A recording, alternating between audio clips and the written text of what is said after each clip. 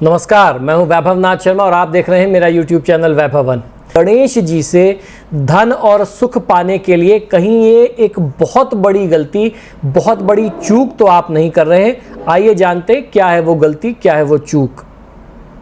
गणेश जी उन्नति, खुशहाली और मंगलकारी देवता माने जाते हैं। कहते हैं कि जहाँ पर गणेश जी की नियमित पूजा अर्चना होती है वहाँ पर रिद्धि सिद्धि और शुभ लाभ का वास होता है। ऐसे स्थान पर अमंगलकारी घटनाएं और दुख दरिद्रता कभी भी रुकते ही नहीं, वहाँ आते ही नहीं। इसलिए गणेश जी की पूजा हर घर में की जाती है। लोग अपने घरों में गणेश जी की मूर्ति और तस्वीर लगा करके रखते हैं। वास्तुशास्त्र भी यह मानता है कि जिस घर के मुख्य द्वार पर गणेश जी की प्रतिमा या तस्वीर होती है उस घर में रहने वाले लोग दिनानुदिन जो है उन्नति की ओर बढ़ते रहते हैं। उनको उन्नति और प्रगति की प्राप्ति दिन दुगनी रात चौगुनी स्पीड से मिलती रहती है।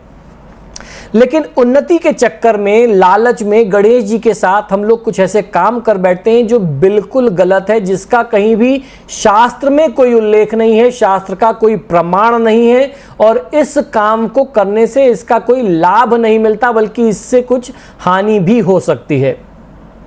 हमारे संस्कारों में, हमारे देश में, भारतवर्ष में प्राचीन काल से ही घर के मुख्य द्वार की चौखट के ऊपर सुख, शांति, समृद्धि के लिए गणेश जी की प्रतिमा को स्थापित करने की परंपरा चली आ रही है।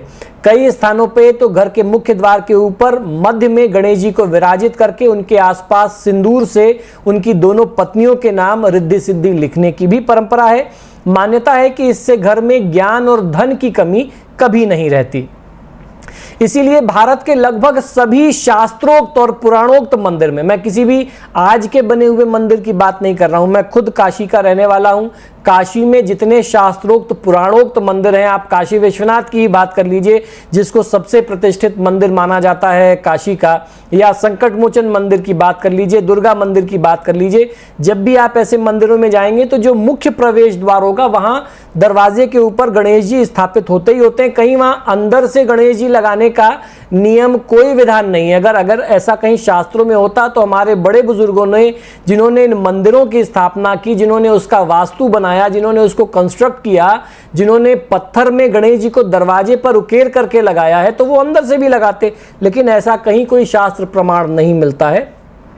तो आप हमेशा ये एविडेंस देखेंगे, ये प्रमाण देखेंगे, जितने भी पुराने मंदिर हैं, जितने भी पुराने किले हैं, वो भारत के किसी भी कोने का किला हो। सबसे ज़्यादा किले अगर भारत में हैं तो वो राजस्थान में है, मध्य प्रदेश में, महाराष्ट्र में। आप किसी भी जाइए तो जो किसी भी किले में जाइए तो जो सिंह द्वार होगा, प्रवेश द्वार होगा, उसके द्वार पर आपको गणपति स्थापित मिल जाएंगे। दरवाजे में दोनों तरफ से लगाने का विधान हमारे शास्त्रों में कहीं नहीं है।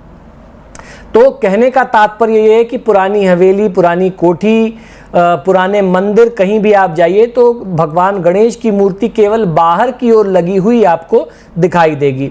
पिछले 2-2.5 दशकों से कुछ लोगों ने ऐसी अनर्थक बातें फैला रखी हैं कि गणेश जी की पीठ में दरिद्रता का निवास होता है, अतः मुख्य द्वार पर अगर आप गणेश जी को लगाते हैं तो ऐसा करते समय आपको गणेश जी को अंदर की तरफ से भी लगाना होगा। एक मूर्ति आप गणेश जी की बाहर की तरफ लगाइए तो दूसरी मूर्ति आप अंदर की तरफ लगाइए।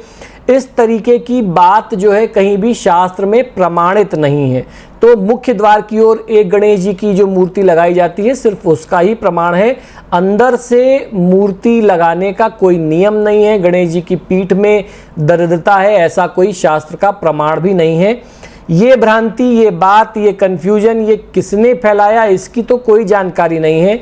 लेकिन गणेश जी को दरवाजे की तरफ लगाना है तो आपको पूर्णतः बाहर की तरफ ही लगाना चाहिए।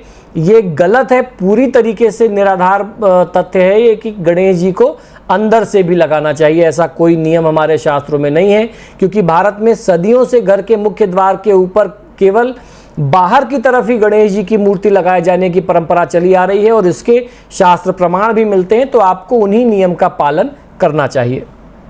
तो दोस्तों, आशा करता हूं कि ये शास्त्रीय जानकारियां, ये छोटे छोटे उपाय, बहुत ही लाभकारी, चमत्कारी टोटके और सुझाव जो आपको मेरे YouTube चैनल से प्राप्त होते हैं, ये निश्चित ही पसंद आते होंगे। आप सभी से बार बार आग्रह है कि जब भी आप मेरे वीडियोस को देखते हैं तो इनको लाइक और शेयर ज़रूर करें।